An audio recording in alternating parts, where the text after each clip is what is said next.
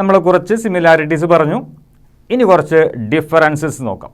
ബയോസവാർട്സ് ലോയും coulombs ലോയും തമ്മിലുള്ള കുറച്ച് differences. ഒന്നാമത്തെ പോയിന്റ് നോക്കുക. Electric field is produced by a scalar source, that is charge. B is produced by a vector source, that is I cross D L. എന്താണ് ആദ്യത്തെ point അർത്ഥമാക്കുന്നത്? നിങ്ങൾ കൂളംസിൽ നോക്കുക. F E is equal to 1/4πε0 Q1 Q2 by R square.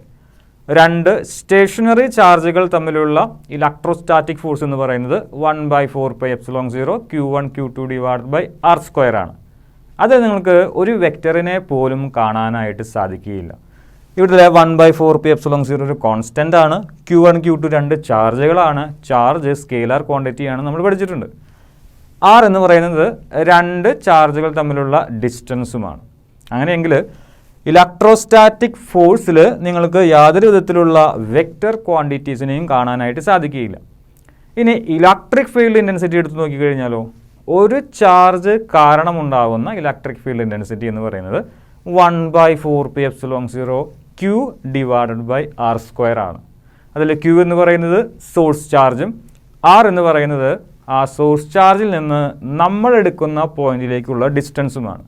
അപ്പോൾ electric field ഇൻറ്റൻസിറ്റിയോ അല്ലെങ്കിൽ electric ഫോഴ്സോ കണ്ടുപിടിക്കുമ്പോൾ ആ ഇക്വേഷനിൽ ഏത് ഇക്വേഷൻ ആയാലും, ഇലക്ട്രിക് ഫീൽഡ് ഇൻറ്റൻസിറ്റിക്കുള്ള ഇക്വേഷൻ ആയാലും ഇലക്ട്രോസ്റ്റാറ്റിക് ഫോഴ്സിനുള്ള ഇക്വേഷൻ ആയാലും, ആ ഇക്വേഷനിൽ നിങ്ങൾക്ക് യാതൊരു വിധത്തിലുള്ള വെക്റ്റർ ക്വാണ്ടിറ്റീസിനെയും കാണാനായിട്ട് സാധിക്കുകയില്ല.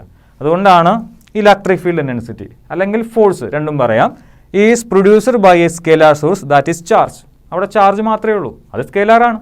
പക്ഷേ ഇവിടെ നോക്കൂ, D B equal to μ0/4π I D L sine theta by R square. അതിനെ ഞാൻ ഐ ക്രോസ് ഡി എൽ എന്ന് എഴുതിയിട്ടുണ്ട്. ഈ ഐ ക്രോസ് ഡി എൽ എന്ന് പറഞ്ഞാൽ എന്താണ്? ഒരു വെക്റ്റർ പ്രൊഡക്റ്റാണ്. ക്രോസ് പ്രൊഡക്റ്റിനെ വിളിക്കുന്ന മറ്റൊരു പേരാണ് vector product.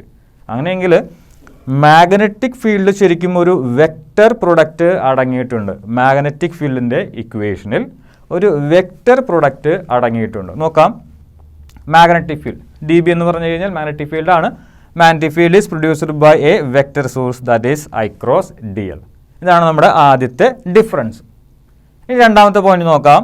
F E and E electrostatic ഫോഴ്സും അതേപോലെ തന്നെ ഇലക്ട്രിക് ഫീൽഡ് ഇൻറ്റൻസിറ്റിയും ആർ ആംഗിൾ ഇൻഡിപെൻഡൻറ്റ്. നിങ്ങൾക്ക് നോക്കിക്കഴിഞ്ഞാൽ കാണാൻ പറ്റും, ഇലക്ട്രോസ്റ്റാറ്റിക് ഫോഴ്സിനുള്ള ഇക്വേഷനിലോ ഇലക്ട്രിക് ഫീൽഡ് ഇൻറ്റൻസിറ്റിക്കുള്ള ഇക്വേഷനിലോ ഒരു തരത്തിലുള്ള ആംഗിൾ ടേമും ഇല്ല. ഇലക്ട്രിക് ഫീൽഡ് ഇൻറ്റൻസിറ്റിയുടെ ഇക്വേഷൻ എന്താണ്? 1/4πε0 Q divided by R square. ഒരു സോഴ്സ് ചാർജ് കാരണം ഉണ്ടാകുന്ന ഇലക്ട്രിക് ഫീൽഡ് ഇൻറ്റൻസിറ്റി. ഇനി ഒന്നിലധികം ആണെങ്കിലും സൂപ്പർ പൊസിഷൻ പ്രിൻസിപ്പിൾ ഒക്കെ നിങ്ങൾ അപ്ലൈ ചെയ്ത് കഴിഞ്ഞാലും നിങ്ങൾക്ക് ലഭിക്കുന്ന ഇക്വേഷനിൽ യാതൊരു വിധത്തിലുള്ള ആംഗിൾ ടേമും ഉണ്ടായിരിക്കുകയില്ല.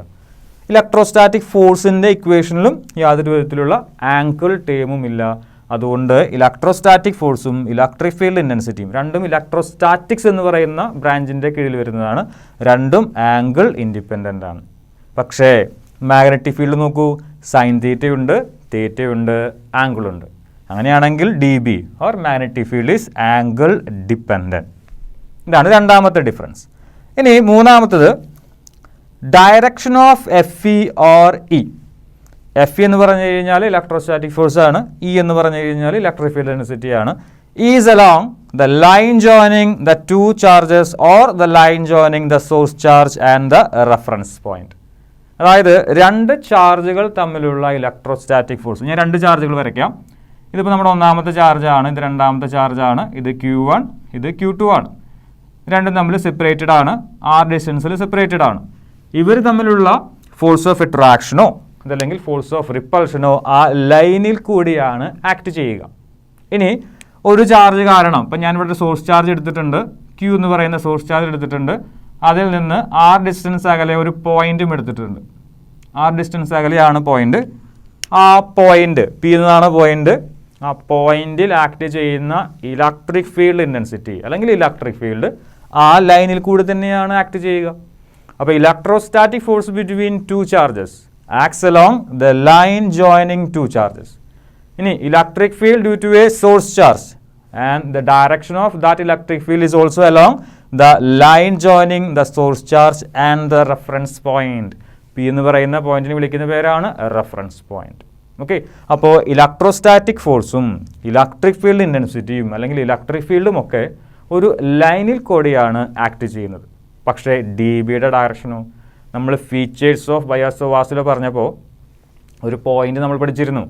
ഡി ബി എന്ന് പറയുന്ന മാഗ്നറ്റിക് ഫീൽഡ് എപ്പോഴും കറൻറ്റ് എലമെൻറ്റ് ഡി എൽ, അതേപോലെ തന്നെ ആ ഒരു പൊസിഷൻ വെക്റ്റർ ആർ, ഈ രണ്ട് ആളുകൾക്കും പെർപെൻഡിക്കുലർ ആയിട്ടാണ് ആക്ട് ചെയ്യുക. But direction of D B is perpendicular to D L and R. Electric field ഇൻറ്റൻസിറ്റിയുടെയും ഇലക്ട്രോസ്റ്റാറ്റിക് ഫോഴ്സിൻ്റെയും ഡയറക്ഷൻ ഒരു ലൈനിൽ കൂടിയാണ് ആക്ട് ചെയ്യുന്നതെങ്കിൽ ഡി ബി എന്ന് പറയുന്ന മാഗ്നറ്റിക് ഫീൽഡിൻ്റെ ഡയറക്ഷൻ ഡി എല്ലിനും ആറിനും പെർപെൻഡിക്കുലർ ആയിട്ടാണ് ആക്ട് ചെയ്യുന്നത്. അപ്പോൾ ഈ ഒരു 3 പോയിന്റുകൾ ഓർത്ത് വയ്ക്കണം. 3 പോയിന്റുകളാണ് ഡിഫറൻസസ്. സിമിലാരിറ്റീസിൽ നമ്മൾ 3 പോയിന്റുകൾ പറഞ്ഞിരുന്നു, ഡിഫറൻസസിലും നമ്മൾ 3 പോയിന്റുകൾ പറഞ്ഞിട്ടുണ്ട്.